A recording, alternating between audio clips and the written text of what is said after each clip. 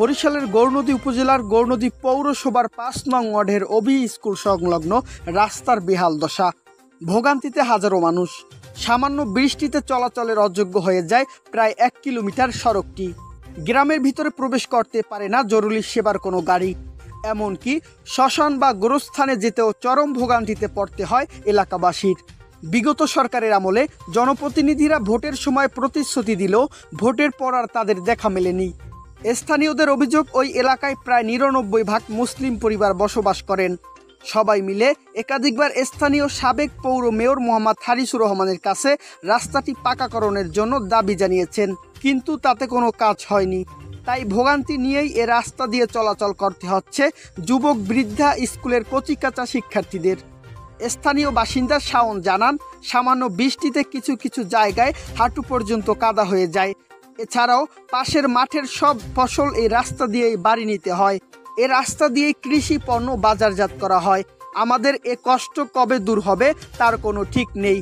এ বিষয়ে গৌরনদী উপজেলার নির্বাহী কর্মকর্তা ইওনো রিফাত আরা মৌরি বলেন, দ্রুত সময়ের মধ্যে সরজমিন পরিদর্শন করে প্রয়োজনীয় ব্যবস্থা নেওয়ার জন্য সংশ্লিষ্ট দপ্তরকে জানানো হবে। সাকিবুল্লাহ বিলাল, গৌরনদী, বরিশাল। হারিস মিয়া কিন্তু এই টিকাসারের এই রাস্তায় ওবি স্কুলের সাথে তুলাতলা থেকে এই রাস্তাটা হারিস মিয়া করেন। হ্যার বাড়ির সামনে দিয়ে নতুন রাস্তা 2 বার করে করছে, কিন্তু এই যে একবারও করে নাই। আমরা চাই এই রাস্তাটা খুব তাড়াতাড়ি মেরামত করার জন্য। অনেক বাচ্চারা অসুস্থ হয়ে যায়, কিন্তু গাড়ি ঢুকতে পারে না। রাস্তা অনেক ভাঙা, আমাদের অনেক দুর্ভোগ। এই যে আমাদের রাস্তাটা দেখতেছেন, এই রাস্তা নিয়ে আমরা ভুগতেছি। এই টিকাসার তুলতলা সংলগ্ন আমাদের একটা প্রাইমারি স্কুল আছে, টিকাসার কবি সরকারি প্রাথমিক বিদ্যালয়। এই বিদ্যালয়ের পাশ দিয়ে শত শত মানুষ চলাচল করে। এই বিদ্যালয়ে প্রতিনিয়ত শত শত স্টুডেন্ট এখানে আসে। প্রতিনিয়ত কোনো না কোনো দুর্ঘটনা ঘটতেছে, আমরা সকলেই দেখতেছি।